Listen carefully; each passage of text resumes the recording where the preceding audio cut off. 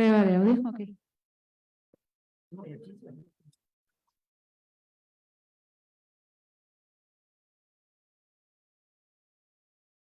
Estamos en vivo en Facebook. Cuando gusten iniciar.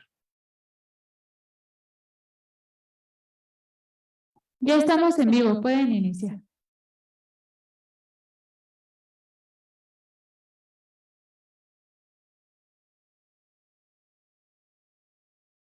¿Escuchar, perdón? Ya, ¿qué tal?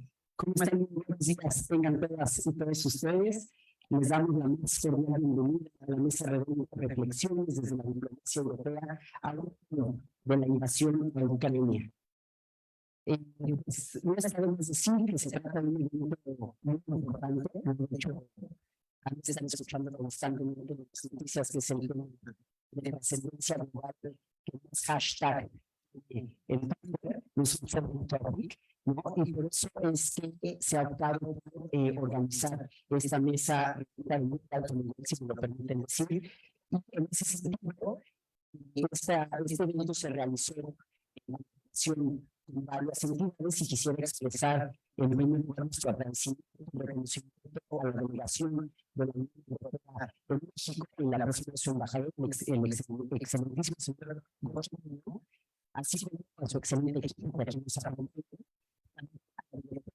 del Instituto de Investigaciones Jurídicas en Gaza, también la doctora Mónica González Contreras, ¿no? Quien normalmente nos recibe en este también al doctor Isabel Vázquez Valencia, que es el jefe de posgrado de este instituto. Estamos en el apoyo de la doctora Carmen García Calderón, de la Facultad de Ciencias Políticas y Sociales, y por supuesto aquí a mi izquierda al maestro Manuel Morales, quien es el coordinador del Centro de Estudios Europeos. Y por supuesto, nuestro reconocimiento a la embajadora y a los embajadores que nos acompañan en esta mañana, para que nos permitan presentar los medios. Si los asistentes nos acompañan, si no vamos a decir, sus preguntas, ya sea a través de las papeleras o en los chats que están organizados en las plataformas digitales, ¿de acuerdo? Nuestra invitada, nuestros invitados, y 15 minutos para hacer una reflexión sobre el tema que nos compara y posteriormente tenemos un espacio de preguntas y respuestas. Dicho esto, me permitiré presentar a nuestra excelentísima señora Pauli Pesantino, espero haberlo pronunciado correctamente, embajadora de Finlandia en México. La embajadora realizó sus estudios en la Universidad de la Sorbonne, en París, Francia. En 1992 estudió en la Universidad del País Vasco, en San Sebastián, España, y posteriormente una maestría en Ciencias Políticas en la Universidad de Helsinki. También tiene un certificado académico de maestría en Gestión y Dirección de Empresas por el IBCCM de Madrid, España. En 1997 a 2002 fungió como corresponsal en España y Portugal, Radio de Noticias y Radio de Emisión de Finlandia. Realiza el curso diplomático de Asuntos Exteriores, fue oficial encargado para Afganistán, Pakistán, India, Sri Lanka y la unidad para Asia. Fue oficial encargado de África del Norte, más tarde fungió como jefe de la misión en la Embajada Regional de Finlandia en Túnez, con concurrencia en Argelia y Libia. Posteriormente, consejera de la Unión Europea en la Embajada de Finlandia en Túnez, consejera diplomática del Ministro de Asuntos Exteriores, jefa junta de gabinete del Ministro de Asuntos Exteriores, juntamente con el Ministro del Ministerio de Asuntos Exteriores de Finlandia. En 2011 a 2015 se desempeñó como directora de la Unidad de Europa Central, Occidental y del Sur de la Dirección de Europa en el mismo ministerio. En 2015 fue ascendida a embajadora y en la República Dominicana con sede en París. Desde 2019 pues es la embajadora Chico con influencia en América Central. La palabra, embajadora.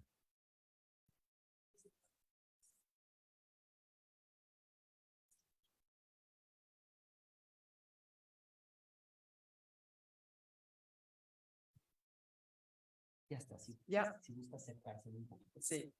Muy bien.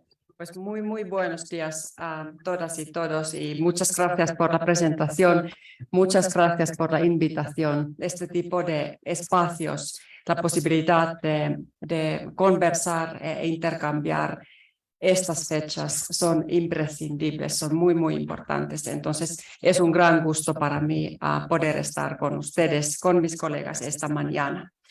Bueno, voy a hacer una pequeña reflexión y con gusto entonces continúo con la plática después. Miren, lo que está ocurriendo ahora mismo es una invasión imperialista no provocada e injustificada de Rusia a Ucrania, un país independiente y soberano. Es una flagrante violación del derecho internacional sin precedentes de los valores y principios fundamentales del mundo libre y democrático. De acuerdo con la Carta de la ONU, como víctima de agresión, Ucrania tiene el derecho a defenderse. No se trata únicamente de la agresión de Rusia contra Ucrania, sino contra todo el sistema internacional y la Carta de la ONU.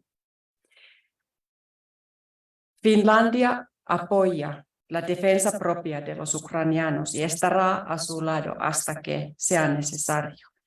No hay que equivocarse. Para la estabilidad de Europa, la paz de Europa, para la paz mundial, el agresor no puede vencer esta guerra. Rusia es el agresor y Ucrania es la víctima, el país que lucha por su existencia. La guerra termina cuando Rusia retire sus tropas del territorio soberano de Ucrania. Desde fuera no se puede dictar. La paz justa y duradera se logra cuando Ucrania está de acuerdo. Ahora mismo también nos parece que un alto el fuego tampoco es deseable si significa solamente una oportunidad a Rusia de reequiparse militarmente. Por el momento, Ucrania no da señales de abandonar sus territorios invadidos por Rusia, porque se trata de un país con su derecho de defender lo que es suyo. Es su territorio soberano reconocido internacionalmente, por el derecho internacional. Entonces, la única opción es luchar esta guerra hasta la victoria del derecho internacional, el sistema que mutuamente nosotros, los países libres y democráticos, hemos construido juntos después de la Segunda Guerra Mundial. Y una guerra sin término, un conflicto congelado en el centro de Europa significaría una continuación peligrosa de inestabilidad. Bien, desde el inicio de esta guerra existe una solidaridad firme y unánime por parte de la Unión Europea en ayuda a Ucrania, de manera económica, humanitaria y militar. Y el único objetivo de esta ayuda, subrayo, es intentar debilitar y frenar la agresión rusa. Otra cosa, el tema de garantizar la rendición de cuentas por los crímenes de guerra cometidos por Rusia es de mayor importancia para mi país, para la Unión Europea y también estoy segura de todo el sistema internacional democrático, para que no haya precedentes peligrosos para el futuro. Desde el inicio de la guerra de agresión de Rusia contra Ucrania, mi país, Finlandia, ha apoyado a Ucrania a través de ayuda humanitaria, cooperación para el desarrollo, apoyo a la defensa, con un total alrededor de 930 millones de euros. Y vamos a continuar hasta que sea necesario. Hay una solidaridad enorme por parte de mi país, Finlandia, hacia Ucrania, los ucranianos. En 1939, Finlandia fue atacado y luchaba por su existencia bajo la invasión y agresión soviética. durante varios meses. Y por la unidad, por la determinación unánime por parte de todo el pueblo finlandés, conseguimos mantener nuestra independencia, nuestra soberanía. Y ahora estamos mirando que los ucranianos, el pueblo ucraniano está haciendo lo mismo. Es una fuerza interna que les da unos poderes mayoritarios. Y por eso también, como ellos mismos saben que la justicia está a su lado. En cuanto se trate de las consecuencias internacionales, el impacto mundial de la agresión rusa es tremendo también. La Unión Europea y nuestros países, todos que estamos aquí juntos con ustedes esta mañana, Finlandia obviamente, estamos trabajando junto con México y otros aliados mundiales para buscar más fuerzas para encontrar soluciones a los problemas de seguridad alimentaria. Estamos agradecidos en Finlandia por los acuerdos que se ha logrado, el acuerdo internacional de grano del Mar Negro y los beneficios que los cinturones de solidaridad que atravesan, por ejemplo, al territorio de Rumania, ayuden para transportar, como se dice, granos y otros productos alimentarios de Ucrania al mercado internacional. Pero tenemos que continuar con estos esfuerzos. También hoy es un día muy importante en Nueva York, en la sede de las Naciones Unidas. Ojalá se consiga un importante número de países en apoyo de que es la declaración conjunta para apoyar que haya una paz justa, comprensiva y duradera para esta situación a largo plazo.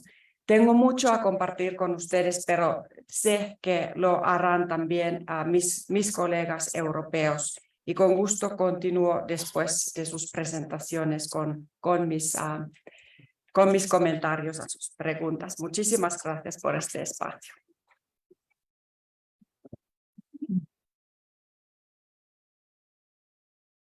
Le agradecemos mucho a la excelentísima embajadora de Finlandia en México y le agradecemos al excelentísimo señor Zúñiga, embajador de Rumania en México, quien me permite adelantarles por un evento que adquirió con anterioridad, tendrá que retirarse en un ratito, ¿no? Entonces, pero es perfectamente. Entonces, es un gusto que nos acompañe. El embajador asumió su mandato el 4 de marzo de 2021, una vez que presentó sus cartas credenciales, es diplomático de carrera con una larga experiencia en misiones bilaterales. Fue embajador de la Santa Sede y la Soberana en la República de Moldavia y en Hungría. También fungió como representante permanente de la Comisión de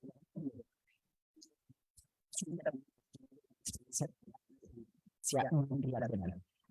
Sabe el servicio público, acceso a la tecnología mundial en la Universidad de Arizona, se graduó en humanidades y en la Universidad de la Sorbona.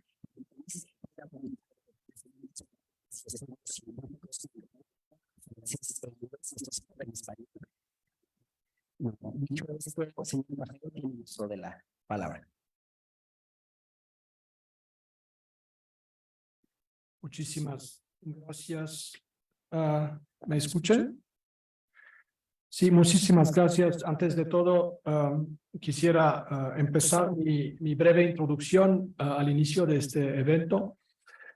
Y antes, ojalá de un diálogo con ustedes, con una palabra de agradecimiento agradezco a todos los que han creado esta oportunidad de intercambio y de diálogo sobre un tema de mucha relevancia, un tema muy trágico de la actualidad internacional. Yo voy a dar solo unos breves comentarios para crear quizás una plataforma de diálogo con ustedes. Y no será mi intervención una verdadera ponencia o breve ponencia. Creo que es muy importante tener claridad en el uso de las palabras cuando hablamos de esta guerra.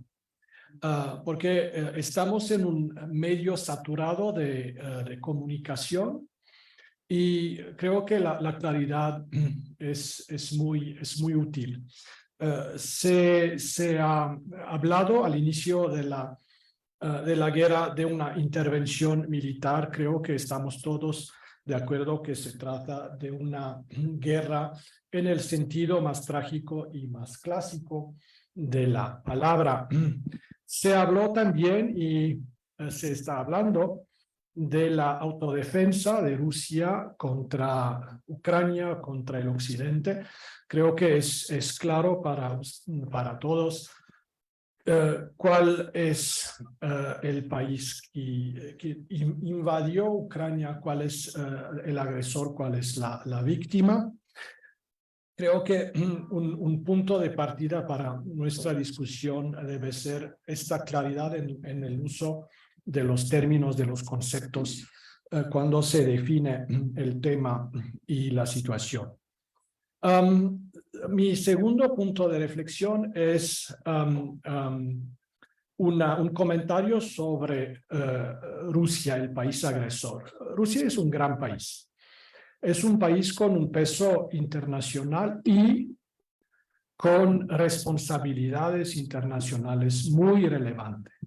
Creo que es importante decir desde el inicio de nuestro diálogo que Rusia no cumple con sus responsabilidades internacionales y especialmente con su responsabilidad de miembro permanente del Consejo de Seguridad. Y es un elemento, diría, también importante para el marco de nuestra discusión de hoy. Lo que es importante para dar seguimiento a esta reflexión sobre las responsabilidades de Rusia es que se trata de una guerra ilegal en términos de la legislación internacional, de la ley internacional, de la Carta de las Naciones Unidas y también del derecho internacional humanitario. Otro punto importante para mí, para entender esta situación, es el hecho que es un conflicto que ninguno puede ignorar, porque no se trata de un conflicto local, no se trata de algo que ocurre en una tierra lejana, en Europa y que no tiene nada que ver con nosotros, que no tiene nada que ver con ustedes, estudiantes o docentes en la gran universidad que es la UNAM.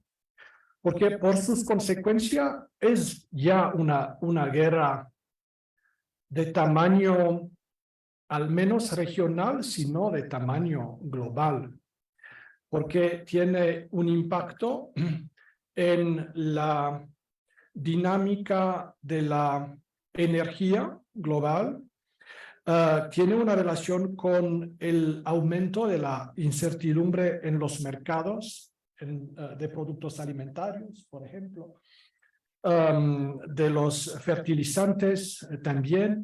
Entonces, potencialmente, y quizás no solo potencialmente, un impacto en la vida de cada uno y sobre todo en la vida de los más vulnerables, en la vida de los que miran con mucha atención a los precios de la canasta básica.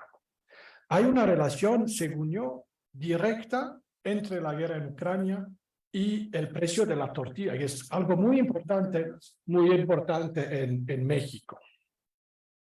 También la presión hacia la inflación. Hay una relación directa, yo diría, entre esta guerra tan trágica y la presión hacia la inflación, que es también un fenómeno global. Otro punto de reflexión es que esta guerra no es un fenómeno natural, como una tormenta, como la lluvia, como la nieve, algo que tiene un comienzo y un término.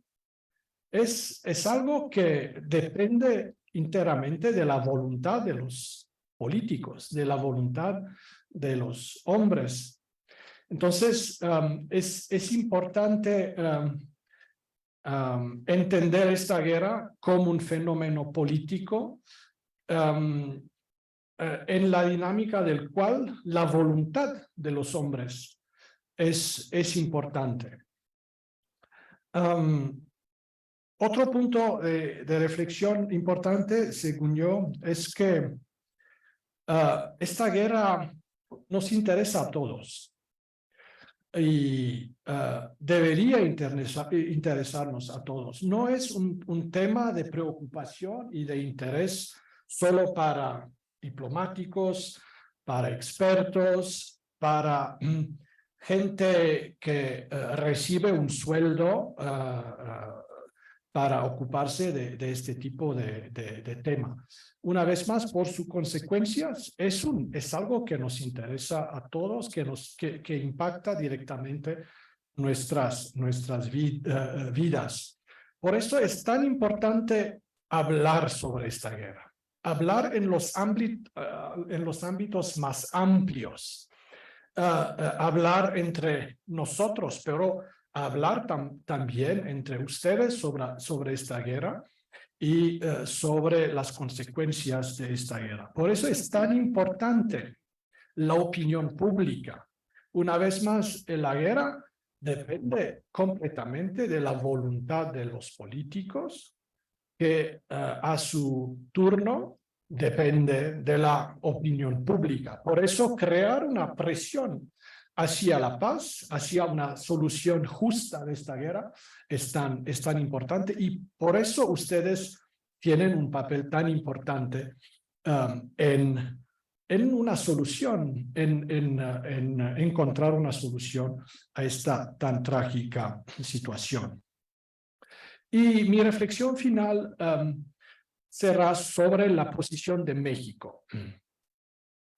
Yo diría, y quizás en acuerdo con mis compañeros diplomáticos europeos aquí presentes, diría que por su historia, por su postura tradicional en los foros multilaterales, México está en una excelente posición para comprender esta guerra y para contribuir a una solución en acuerdo con la ley internacional.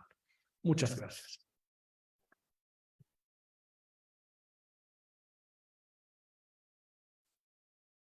Pues sin duda nos van dejando reflexiones muy interesantes. Les pediría a las y los asistentes que si tienen preguntas, por favor, las escriban en su papeleta. Puede ser de forma anónima, pero siempre es mucho mejor si nos ponen su nombre y ya nosotros transmitiremos esas preguntas a la embajadora y a los embajadores que nos acompañan.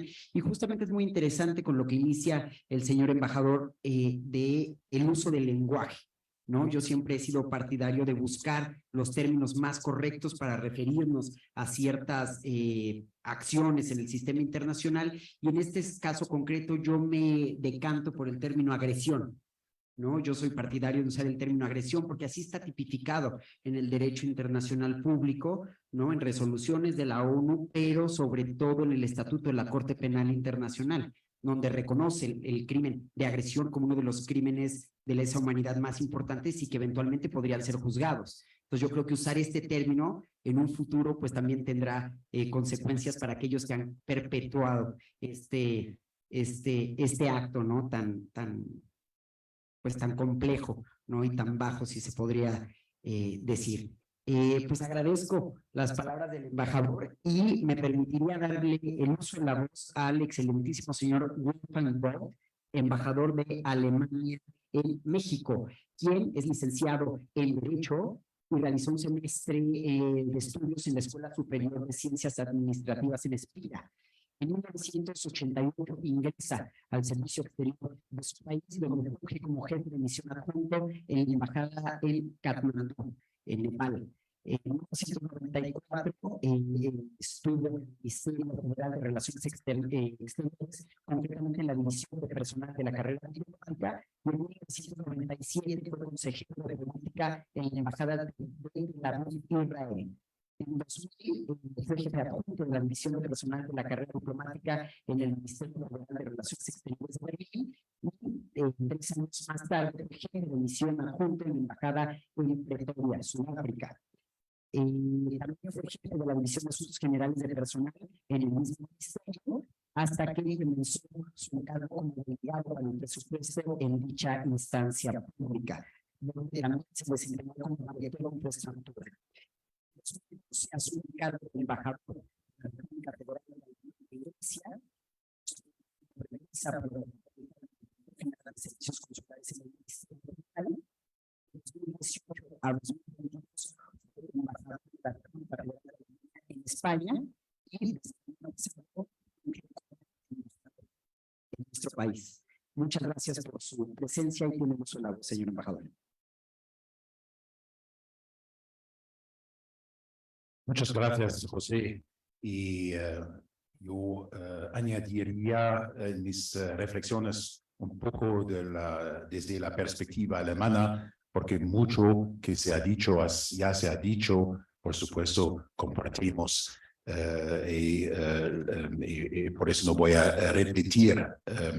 El 24 de febrero de 2022 fue de verdad un cambio de época y como lo decimos en Alemania, die Zeitenwende. No solo para nosotros en Alemania, pero como lo ha destacado el embajador rumano para el mundo. Los fundamentos del orden pacífico en Europa y más allá han sido puestos en peligro por el presidente Putin. Antes podíamos contar que Rusia iba a cumplir con los acuerdos internacionales, pero ya no es el caso. Hemos reaccionado rápido y claro. Terminamos con la dependencia de la energía rusa en un año en tiempo récord. Apoyamos a Ucrania en lo económico, lo político, humanitario y militar. Estamos en un proceso de reorientación más general de nuestra política exterior. Hay que limitar dependencias, ser más sobrio y sin ilusiones sobre el comportamiento de países autoritarios. También hay que reforzar nuestras inversiones en el ejército como un fundamento en la seguridad en Europa.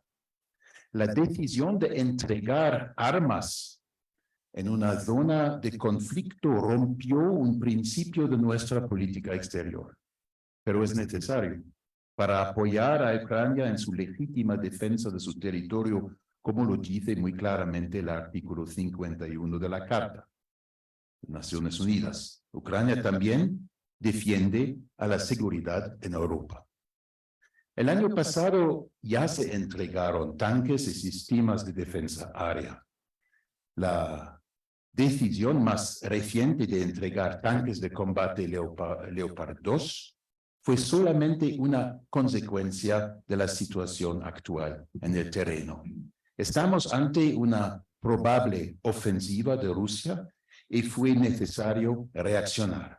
Como siempre, el gobierno ha actuado en coordinación muy cercana con sus socios europeos y norteamericanos. La inversión por parte del gobierno federal, poco tiempo tras la invasión rusa, de 100.000 millones de euros en un fondo extraordinario al lado del presupuesto anual, sirve para recuperar capacidades y modernizar nuestro ejército porque no se ha invertido lo suficiente en el pasado. En los últimos años, Alemania no alcanzó la meta de la OTAN de gastar 2% del PIB para su defensa, algo que el actual gobierno ha cambiado. El canciller Scholz ha sido muy claro que uno de sus principios es que Alemania y la OTAN no entrarán en el conflicto, aunque está muy claro de qué lado estamos. Aún así, para nosotros, la defensa nacional equivale a la defensa de la alianza. Hemos intensificado nuestra coordinación con nuestros aliados en la OTAN y Alemania ahora está presente directamente en el flanco oriental con un despliegue militar, por ejemplo, en Lituania. La seguridad de los estados bálticos y de Polonia y de todos nuestros aliados es la seguridad de Alemania. Total, la respuesta europea y de la OTAN ha sido clara y contundente. Estamos muy unidos. Como lo dijo el presidente Biden esta semana en Kiev, Putin pensaba que Ucrania era débil y que el occidente estaba dividido. Él contaba con que no nos mantengamos unidos. Eso ha sido un error. Y para terminar muy brevemente, quiero echar también un vistazo a la perspectiva europea. Lo que está pasando es una intensificación tremenda de la coordinación militar dentro de la Unión Europea. Hubo enormes avances en los últimos años y recientemente la UE adoptó un compás estratégico para su defensa común. Se ve coordinación concreta en los grandes proyectos de desarrollo de armamento, como el futuro avión de caza europeo en desarrollo por Alemania, Francia y España.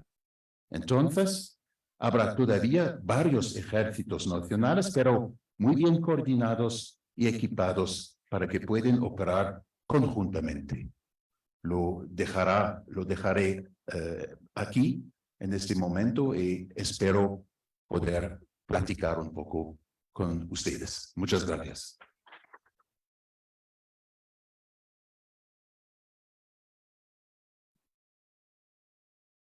Agradecemos, por supuesto, las palabras del embajador Belt. Y efectivamente, el apoyo de los Estados miembros de la Unión Europea yo creo que ha sido fundamental, ¿no?, en apoyo a Ucrania, ¿no? En el caso alemán, de hecho, en estos momentos se está entrenando, ¿no?, a militares ucranianos para que utilicen los tanques Leopard 2A6, ¿no?, que van a entregar a Ucrania para tener efectivos capacitados en caso de un escalamiento de la agresión. Pero por su parte, Rusia también le pidió a Bielorrusia, ¿no?, que iniciara el entrenamiento de su personal militar para que en cuanto Rusia dé luz verde también puedan entrar en combate. Entonces estamos viendo que el conflicto, en vez de estar perdiendo intensidad, está escalando, lo cual no solo pone en peligro a Ucrania ni a la Unión Europea por ser un área próxima a Ucrania, sino a todo el mundo por las consecuencias derivadas de una guerra y de una interdependencia compleja y creciente. Nos están entregando preguntas, lo cual les agradecemos. Si tienen preguntas, por favor, no duden en hacerlas. Vamos a tener un suficiente tiempo para poder responderlas. Entonces, no tengan miedo y anímense. Ahora quisiéramos darle la palabra al excelentísimo señor de Países Bajos en México. ¿De acuerdo? El embajador estudió economía empresarial en la Universidad de Groningen, en Países Bajos, y se incorporó al Ministerio de Relaciones Exteriores en 1986. Posteriormente trabajó en Noruega e Indonesia y en el departamento de las direcciones de organizaciones internacionales y también en un departamento relacionado con la integración europea, Asia y Oceanía y recursos humanos. Fue encargado de negocios de la Embajada de los Países Bajos en Kabul, Afganistán, Y si me lo permiten, veo que toda la embajadora y los demás embajadores han tenido experiencias en lugares bastante conflictivos, ¿no? Lo cual creo que les da una perspectiva muy interesante para poder explicar el conflicto que estamos viviendo actualmente. Fue director adjunto de Recursos Humanos en el Ministerio y también trabajó en el organismo de los Países Bajos y fue miembro de la Junta de Dirección de Promoción y Exportaciones en el Ministerio de Asuntos Económicos, Agricultura e Innovación. Posteriormente fue designado cónsul general en Hong Kong y Macao. Y de 2019 a 2020 fue asesor del Departamento de Recursos Humanos y de 2020 a la fecha pues es el embajador de los Países Bajos en México con concurrencia en Belice. Adelante, señor embajador. Sí, por esta introducción y muchas gracias por recibirnos aquí en la Universidad, la UNAM. Yo creo que es muy importante que practicamos sobre este tema porque esta guerra representa una verdaderamente ruptura del orden internacional y del derecho internacional. Porque la agresión de Rusia contra Ucrania, sin justificación, como dicen mis colegas, es una grave violación al derecho internacional y los principios de la Carta de la ONU. Y los dos elementos clave de esta carta son la soberanía de todos los estados y la integridad territorial de los estados. Y estos dos elementos están violando ahora en Ucrania. Y yo creo que es un momento decisivo para el mundo y tenemos a elegir de qué lado estamos. ¿Del lado de la devastación o de la humanidad? ¿De la autocracia o de la democracia? ¿De la ley del poder o del Estado de Derecho? Todo esto está en juego en este momento en Ucrania. Y los Países Bajos y sus aliados, incluyendo México, han elegido estar del lado correcto. Debémonos permanecer juntos, eso es muy importante, porque esta guerra probablemente no va a terminar muy pronto. La lucha de Ucrania es nuestra lucha, es la lucha por la humanidad, por la democracia y por el Estado de Derecho. Y por eso los Países Bajos decidió, juntos con nuestros amigos europeos y americanos, canadienses y otros países, decidió inmediatamente ayudar a los ucranianos como sea posible para defender su país. Y esta ayuda es de manera militar, financiera, humanitariamente y de la reconstrucción. Detener esta agresión y garantizar que no vuelva a ocurrir es un interés de todos los países del mundo, no solamente de los países europeos. Más de 12 millones de ucranianos han huido de sus hogares. En mi país recibimos 100,000 migrantes o refugios de Ucrania.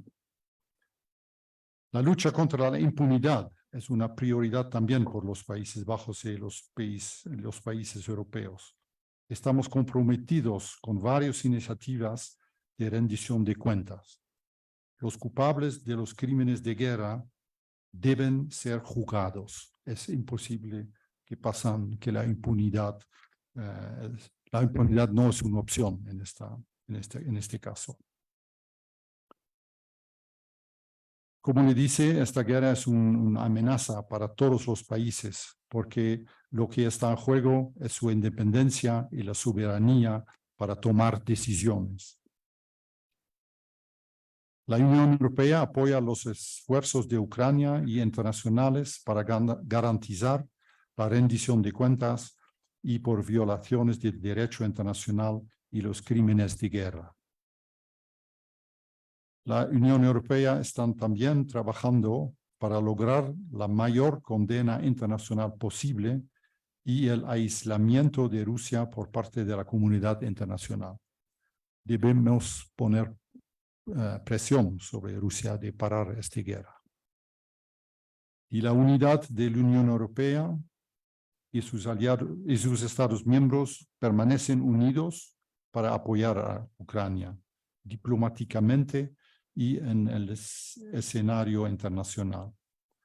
Las acciones de Rusia están poniendo en riesgo a la comunidad mundial, a causar inseguridad alimentaria y energética, aquí también en México, y provocar aumentos de precios, y tiene efectos dramáticos en los más vulnerables en todo el mundo. Aunque la crisis alimentaria se ve agravada por el ataque de Rusia a Ucrania y el bloqueo de sus exportaciones de alimentos, la Unión Europea está liderando esfuerzos para mitigar estas consecuencias negativas y ayuda a aliviar la crisis alimentaria mundial. Muchas gracias.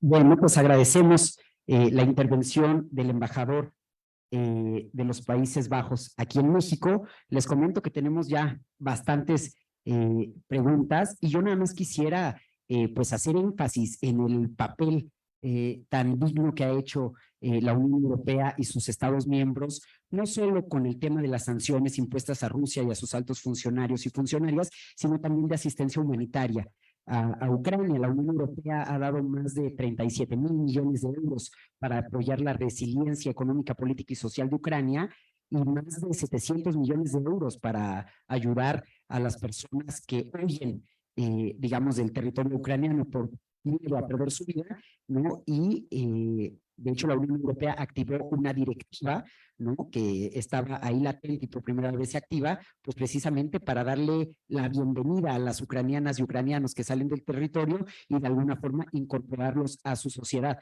lo cual también es algo muy loable y muy digno de admirarse, ¿no? Pues si me lo permiten, voy a leer 4 preguntas. Todas vienen dirigidas a los 4 embajadores. Entonces, pues ya son más de 20 preguntas las que tenemos, bueno, 25 preguntas. Entonces, trataré de hacer bloques de preguntas, quizás con una respuesta de unos 3 minutos por cada uno, si no tienen inconveniente, en el mismo orden en el que se les dio el uso de la palabra. ¿De acuerdo? Un segundito. Sí, exactamente. Una primera pregunta, ¿cuáles son los mecanismos que se podrían utilizar en este momento para, obviamente, la tensión sin llegar a actuar de manera coercitiva? Esa es una primera pregunta. Otra segunda pregunta, y perdonen que sean preguntas, digamos, tan diferentes una de la otra, pero creo que eso también va a enriquecer el debate. ¿Cuál ha sido el papel de América Latina dentro del conflicto? La tercera pregunta es reflexión sobre los castigos que se podrían imponer, los asesinatos a civiles y a militares, tanto rusos como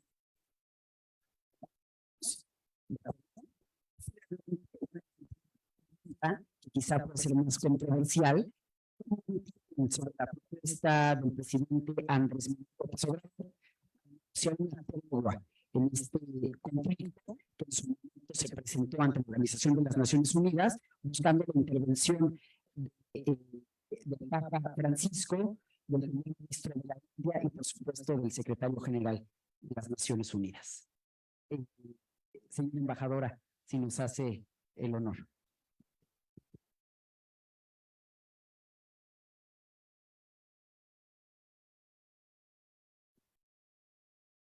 Para la pregunta, entonces, mecanismos para utilizar para disminuir la tensión en este momento.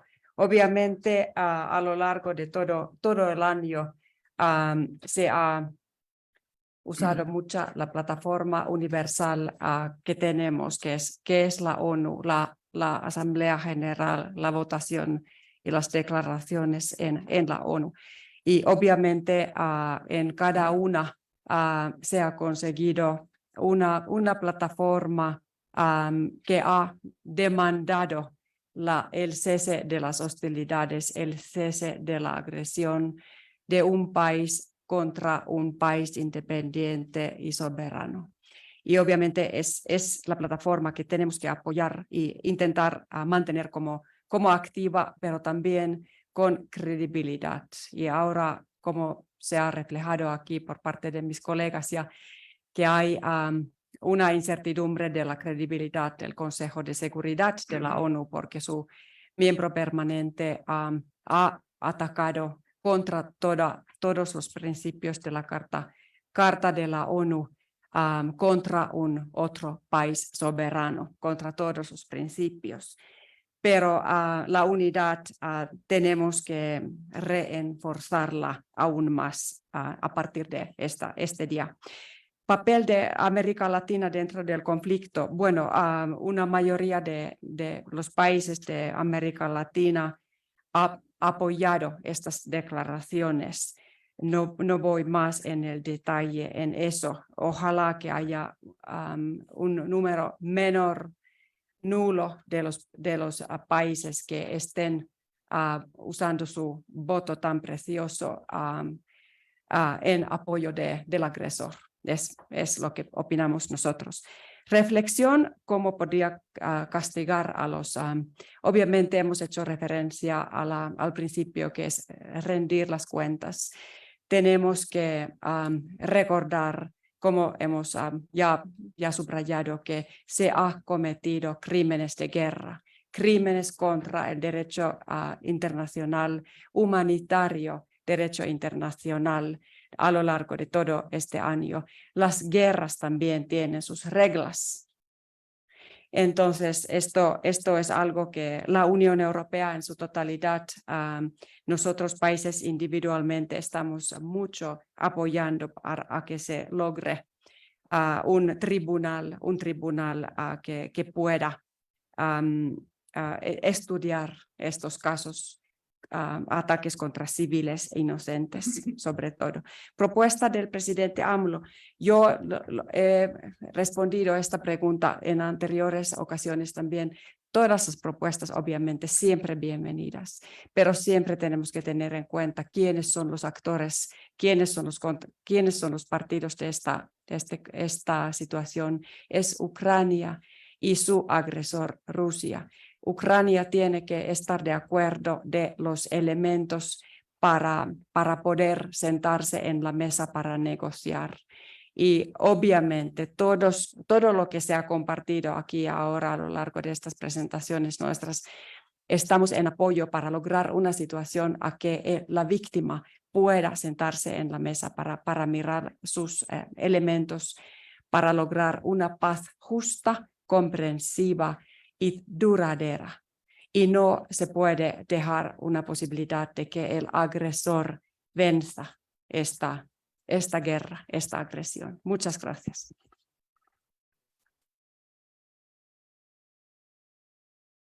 Muchas gracias. Embajador Lasurca, por favor.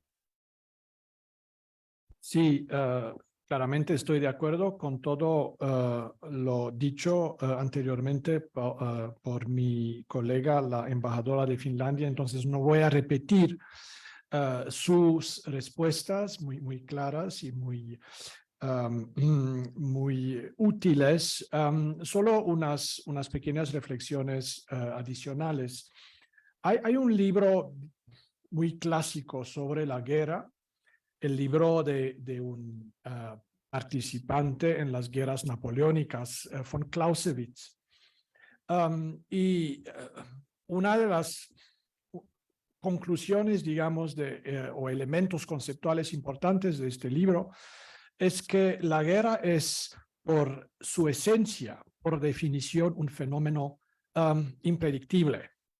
Entonces, para encontrar una solución a una guerra, lo que es necesario es reducir el nivel de impredictibilidad del conflicto.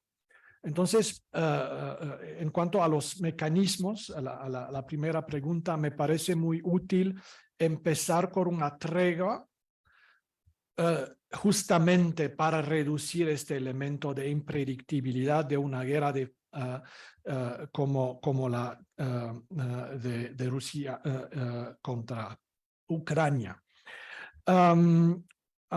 Sobre la propuesta del presidente mexicano Andrés Manuel López Obrador, para mí es muy claro que el presidente tiene una visión pacífica sobre la escena internacional y que es su propuesta y sobre todo su visión de una paz es útil y la consideramos con mucha atención. Es también importante para todos mirar más allá de esta guerra hacia una solución justa en acuerdo con el derecho internacional de esta guerra. Estas serían mis respuestas.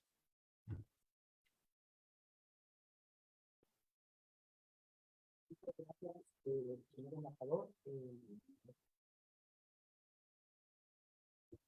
embajador, por favor. Bueno, muy brevemente, porque tengo la suerte que hay una amiga finlandesa que tiene que empezar con todo. Contundentes. Diría solo 2 puntos. Nuestro canciller Scholz ha repetido otra vez hace pocos días que, por supuesto, hay que hablar. Y, por supuesto, va a repetir sus llamadas con el presidente Putin. Pero, y eso es, por supuesto, al mismo tiempo lo que hay que decir, no vemos en este momento ninguna indicación por parte del presidente de regresar a un camino hacia una paz en el continente. La otra cosa que me parece también notable es que muchas veces, a mi parecer al menos, la pregunta de cómo reducir las tensiones se hace a los países, digamos, involucrados o víctimas de esta agresión. Creo que esta pregunta debería ser hecha a los agresores rusos. ¿Cómo quieren bajar las tensiones? A veces me parece que cuando se habla de una escalada por el suministro de tanques, por ejemplo, que eso contribuye a aumentar las tensiones, eso me parece un poco estar al revés de la verdad. Hablamos, no es la víctima la primera responsable de bajar las tensiones, es el agresor. De mi parte sería muy breve. Yo creo que el mecanismo clave de terminar cada guerra es la negociación y la solución política. Y en esta guerra es el mismo. Porque yo creo que en este momento es imposible que un lado o el otro lado va a ganar esta guerra en el terreno. Una solución diplomática, política es necesario. Es el mecanismo clave que quiero. El papel de los países latinoamericanos, yo creo que es clave también que siguen apoyar todas las iniciativas en las Naciones Unidas para condenar esta invasión, porque cuando Rusia es aislado durante mucho tiempo, es una presión muy fuerte también sobre el presidente Putin de cambiar su estrategia, creo. Sobre la presión constante de todos los países aliados, latinoamericanos, asiáticos, africanos, en todas las iniciativas en las Naciones Unidas o otras iniciativas es clave en ese sentido también. Gracias.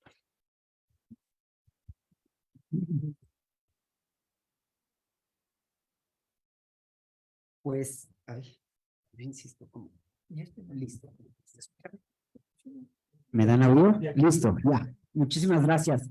Pues hemos recibido casi 40 preguntas, lo cual les agradecemos muchísimo. Voy a hacer otra ronda de preguntas y si el tiempo lo permite, una última ronda. Entonces, ahorita vamos a leer 5 preguntas. Igual van dirigidas a la embajadora y a los embajadores. Para Alemania o para cualquier otro estado, ¿qué piensan que podrían ser las consecuencias de entregar más armamento, más tanques a Ucrania? Tomando en cuenta que Estados Unidos dio el primer motivo para que Rusia se defendiera, queriendo poner una base militar en Ucrania, ¿qué debió haber hecho Rusia en ese entonces? Dadas las declaraciones realizadas por el canciller Scholz y el presidente Macron en la conferencia de seguridad en Múnich, ¿consideran ustedes que el término de la guerra actual se dará bajo términos no militares? Y finalmente, a lo largo de esta guerra se le han impuesto muchas sanciones a Rusia de diferentes maneras. Bajo diferentes canales y métodos, Rusia continúa con esta agresión.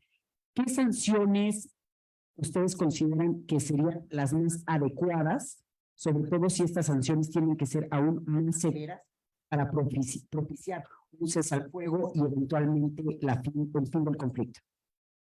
Embajadora.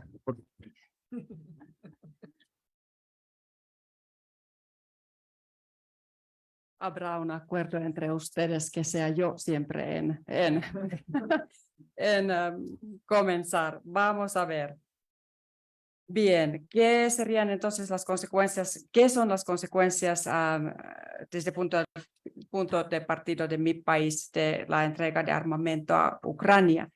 Bueno, obviamente, 3 minutos tengo. Ok. No, solamente un breve como elemento sobre mi país. Obviamente, Finlandia nunca tuvo la posibilidad de tener el lujo de abandonar la defensa nacional propia, que hemos pasado por dos guerras a lo largo de los años de guerra mundial con nuestro vecino en cuestión, y nunca podíamos tener tanta confianza de abandonar la capacidad de defender nuestra independencia y libertad después de lo pasado en nuestra historia. Entonces, para Finlandia, desde el inicio, creo que era el día 2 de la agresión de Rusia contra Ucrania, se decidió de que se hiciera historia también y por primera vez se hiciese una entrega de equipamiento militar a un país bajo agresión. Y lo hacemos para lo que es obvio, para que un país soberano pueda defenderse para mantener su independencia. Creo que es algo evidente también como una respuesta conjunta por parte de la Unión Europea, que por eso que la mayoría de nosotros lo hacemos. Entonces, no es para agravar, no es para provocar, no es para prolongar la guerra, porque esa decisión no hace tampoco que nuestros países estemos como partidarios de la guerra. Es para apoyar, es como una parte del apoyo en general, junto al apoyo humanitario y la acogida de los ucranianos que han buscado protección temporal en mi país. Es un elemento de nuestro apoyo a un país bajo agresión. Y la segunda, ¿qué reacción habría tenido Rusia por la decisión de Estados Unidos a abrir o tener presencia en Ucrania? Creo que base militar en Ucrania. Creo que hay una pequeña malinterpretación en esta pregunta. Ucrania no es país miembro de la OTAN. Ha solicitado a membresía en la Unión Europea por parte de la Unión Europea. Yo soy representante de un miembro de la Unión, de un país miembro de la Unión Europea. Hemos dado la bienvenida en conjunto a la futura membresía en la Unión Europea.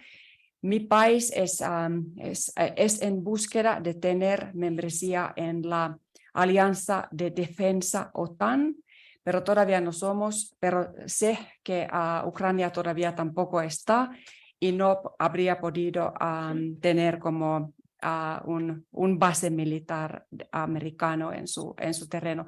Todo esto se puede interpretar como una confusión que se crea vía la desinformación. Las campañas de desinformación son tremendas. Ojalá que haya la posibilidad de hacer las diferencias, que es algo basado en los datos verdaderos. Y término guerra no militar, creo que mi colega rumano ya ha trabajado muy bien con los conceptos, ¿no? Y está la última pregunta. Las sanciones. Claro, siempre las sanciones tienen su impacto como un poquitín más a largo plazo. Yo quiero solamente subrayar, se quiere sancionar a los responsables de la agresión, a las responsables de los crímenes de guerra, a los ataques contra los civiles, a los responsables de los ataques contra la infraestructura civil, hospitales, guarderías, escuelas, casas de privados, gente cotidiano, normal, que está sufriendo. Las sanciones no se puede valorar de esa manera. La idea es de frenar la posibilidad, la capacidad de Rusia de continuar su agresión contra Ucrania. Gracias. Muchísimas gracias, embajadora. Le damos en uso la palabra al embajador Lazurka, quien, una vez que concluya su intervención, se tendrá que retirar, como ya se los había anunciado previamente. Embajador, por favor. Sí, nuevamente muchísimas gracias. Solo unas reflexiones adicionales a lo que mi colega, la embajadora de Finlandia, acaba de decir. Sobre la entrega de armas a Ucrania por países de la Unión Europea. Hay tres elementos importantes según yo. La manera de esta entrega, que ha sido desde el inicio muy prudente y muy gradual, lo que define nuestra visión sobre esta guerra y lo que define también nuestros objetivos, que no son de alimentar la guerra, sino de parar la agresión. Entonces, una manera muy cuidadosa y muy gradual de entregar armas a Ucrania para defenderse. Porque es el segundo elemento que me parece importante para entender nuestra posición, es para incrementar la capacidad de un país soberano de defenderse. Nuestra lógica no es de una lógica de agresión, sino una lógica de defensa. ¿Y con qué objetivo esta entrega de arma? Preservar la soberanía y la independencia de Ucrania. Me parecen elementos importantes para entender nuestra postura en cuanto a la entrega de armas a Ucrania. La pregunta sobre la base militar, supuesta base militar americana en Ucrania. Yo diría que es una desinformación. No hay información válida sobre la intención de Ucrania de crear una base militar americana en su territorio, intención previa a la invasión rusa. Pero digamos que Ucrania tenía esta intención. Admitimos que es una verdad. todo país tiene el derecho de tomar decisiones para su seguridad. Ucrania, después del momento de su independencia, tomó, de hecho, una decisión de este tipo: crear una plataforma para la Federación Rusa de preservar sus bases militares en su territorio nacional. Entonces, el primer país que creó, preservó, aumentó su presencia militar en Ucrania ha sido la Federación Rusa, no los Estados Unidos. Y esto me parece un hecho histórico importante para nuestra discusión. Sobre las sanciones, me parece importante entender por qué la Unión Europea creó estas olas, digamos, de sanciones nuevamente en una lógica muy cuidadosa, con una base legal muy sólida, y también en una lógica muy gradual, como una medida de parar la agresión, con una medida de recordar a la Federación Rusa sus responsabilidades de gran actor en la escena internacional. Diría algo más. Estas sanciones están vistas bajo su dimensión económica, bajo su dimensión política. Pero lo que me parece aún más importante es la dimensión moral de las sanciones. Es su manera de decir a la Federación Rusa: ya no compartes con nosotros los mismos valores. Y las sanciones son una señal, yo diría, de tipo moral. Y fundadas las sanciones en una visión muy específica de nosotros, de europeos, sobre la seguridad. Nosotros estamos convencidos de que la seguridad es algo que todos compartimos, que no hay seguridad, que nadie es completamente seguro antes de que todos estén en seguridad. Por eso la restauración de la seguridad de todos es el objetivo verdadero, uno, de la entrega de armas, segundo, de las sanciones. Gracias. Y me voy. Gracias.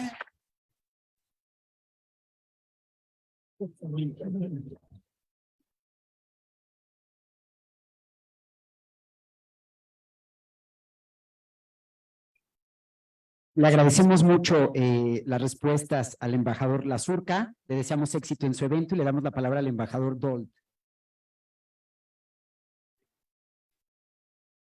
La única cosa sería de decir, ojo, cuando un agresor se presenta como un víctima. Ojo con el relato que quiere presentarse como un víctima en una situación desesperada que tiene que hacer algo.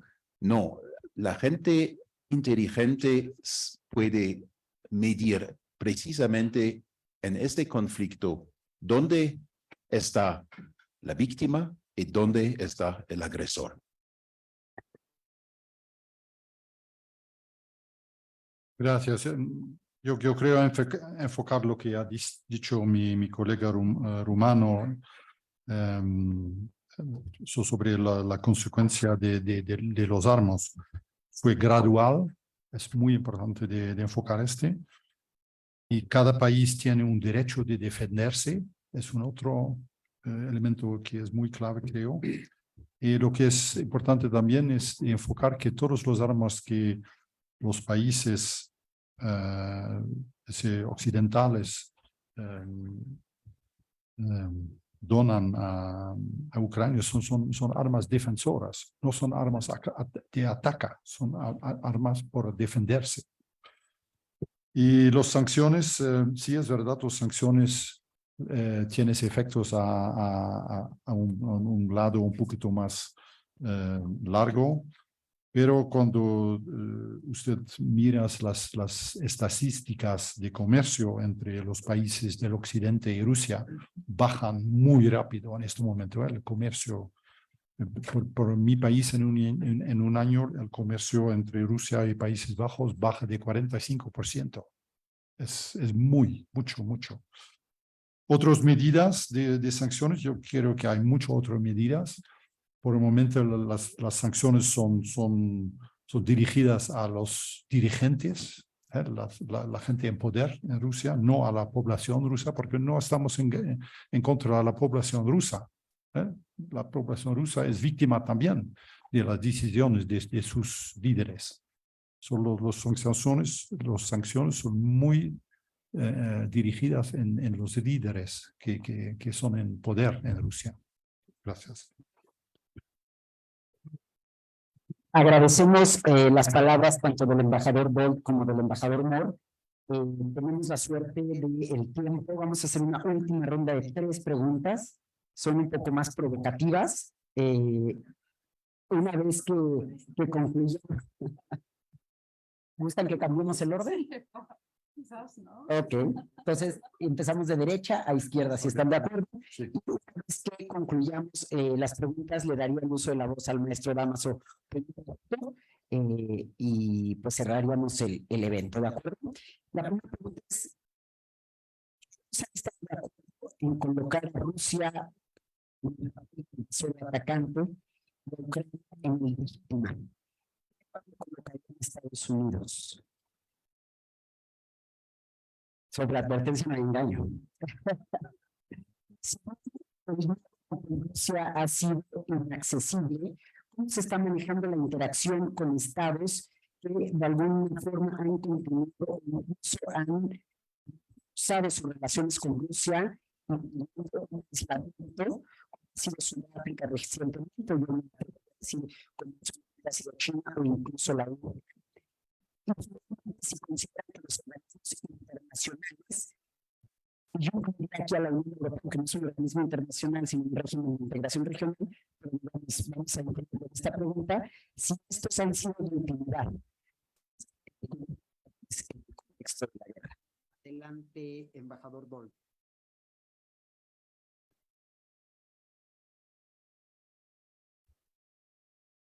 Bueno, parece que soy el encargado de preguntas difíciles.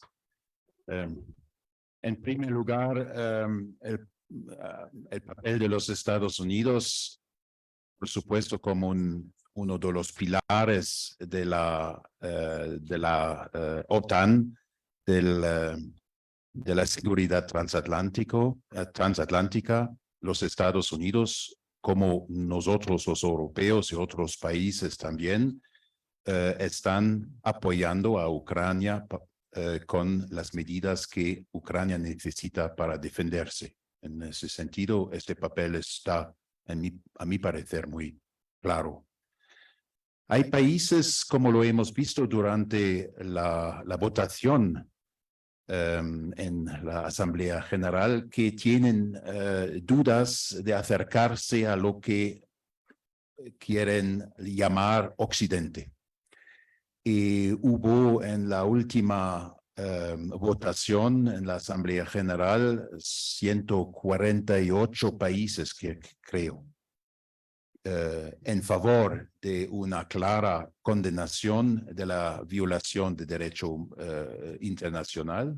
Hubo algo 30 países que han optado por una abstención y hubo 5 países en contra de esta resolución. Esta muestra un poco la geografía de la situación global que tenemos en este momento. Hay que hablar con estos países que tienen dudas especialmente de parecer demasiado partidarios de Occidente. Creo que es algo que tenemos que tomar en serio. Yo puedo decir desde la perspectiva alemana que los últimos viajes del canciller, por ejemplo, han sido viajes en países que tienen o tenían estas dudas en este sentido. Ha sido en Sudáfrica, por ejemplo, va a viajar a India este fin de semana, ha sido en Brasil. Es decir, hablar con estos países para presentar la posición europea o la proposición en esta guerra me parece absolutamente central, y eso es lo que por lo que optamos. Gracias.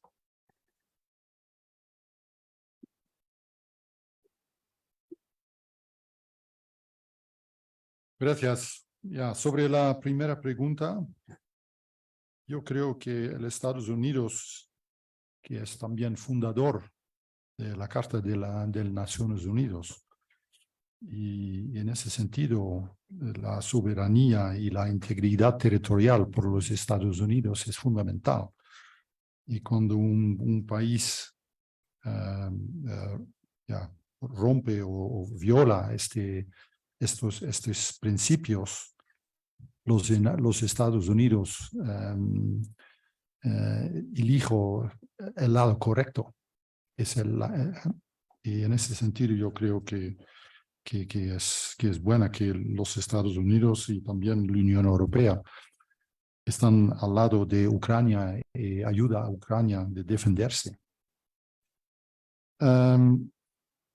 Las organizaciones internacionales y la mediación, yo creo que es solamente posible de estar un buen mediador cuando los dos partidos que están en este conflicto, están listos para negociar. Y por el momento no son listos. Rusia seguramente no es listo. Yo creo que Ucrania puede ser listo, pero Rusia debe tomar la iniciativa porque Rusia es el agresor en esta guerra, no es Ucrania. Y como yo dije anteriormente, yo creo que por el momento esta guerra lamentablemente va a durar mucho tiempo más, porque Rusia por el momento no tiene una voluntad de entrar en ninguna negociación o discusión de paz o otra cosa. Es muy lamentable, pero es la realidad, creo. Gracias.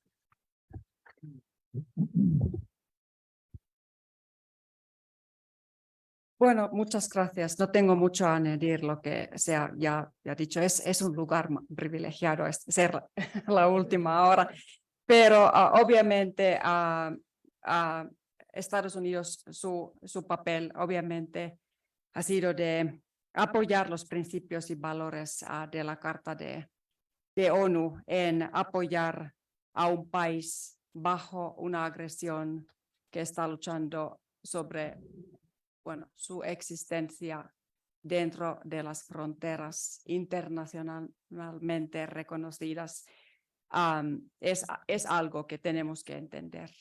La guerra, el conflicto es entre Ucrania y su agresor, Rusia, y la neutralidad en esta situación no es posible. Los países nórdicos han sido como conocidos hasta estos días como países neutrales. Finlandia, Suecia no somos países neutros en cuanto se trate de una agresión contra un país libre, democrático, y que es algo contrario a la Carta de ONU. Entonces, hemos interpretado en Finlandia que el papel de Estados Unidos en apoyo de Ucrania en esta situación ha sido muy importante. Lo de la mediación, el diálogo, siempre importante. Nosotros como país pequeño y la Unión Europea hace unos años hasta fue nombrado con el Premio de Nobel de Paz. Siempre estamos por el diálogo. Mi país que comparte 1.340 kilómetros con Rusia. ha siempre apostado de manera firme en el diálogo. Últimamente, desde hace casi un año, no existe este diálogo, pero vamos a volver a abrir los canales cuando sea posible. Estoy de acuerdo, y lo he dicho ya ahora, que Rusia querrá una tregua, pero Ucrania tiene que ser escuchado cuando se les llamamos a tomar la iniciativa y tener el coraje de comenzar las conversaciones de paz, porque es el víctima, sí que es el papel. Es el papel muy claro, que no hay duda de eso. Ucrania es la víctima. Y esto de treguas parece muy como que hay beneficios en una tregua, obviamente, para evitar más víctimas civiles a ambos lados, pero hay que tener en mente de que el otro parte, que es el agresor, pueda solamente utilizar la tregua para reequiparse para un ataque más fuerte y mayor. Una cosa más, creo que, y obviamente, sí, que como ya he dicho, que nadie quiere esta guerra. Nadie quiere esta agresión. Todos estamos por la paz.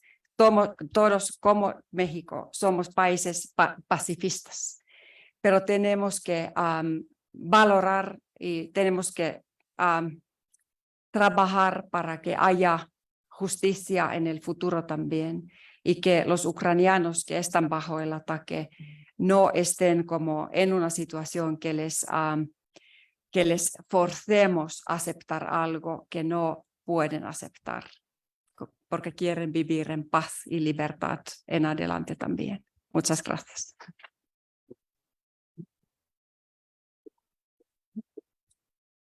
Pues, no sé si está, bueno, sí, sí está. Pues muchas gracias. Realmente ha sido un evento muy importante, iniciativa de la delegación de la Unión Europea en México. Aquí está Diego en representación de la delegación.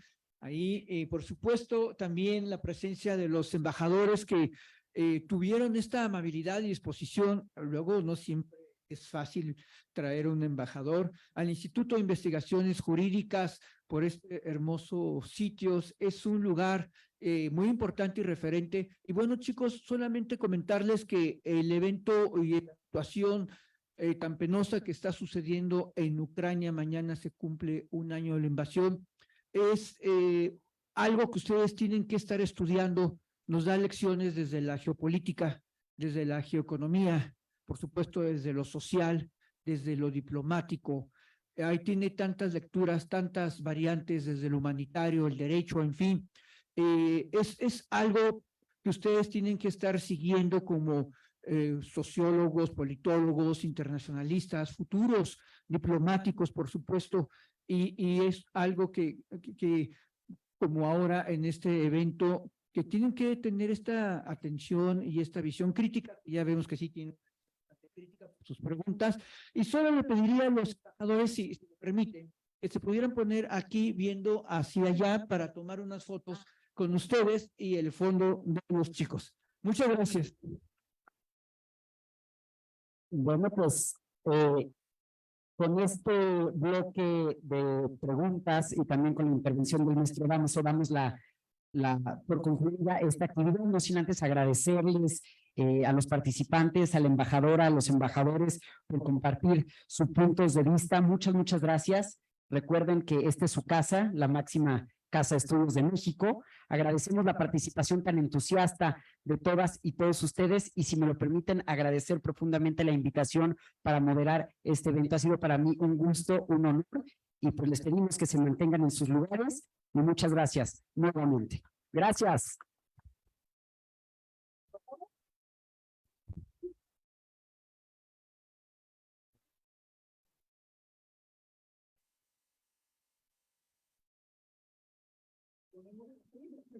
Sí.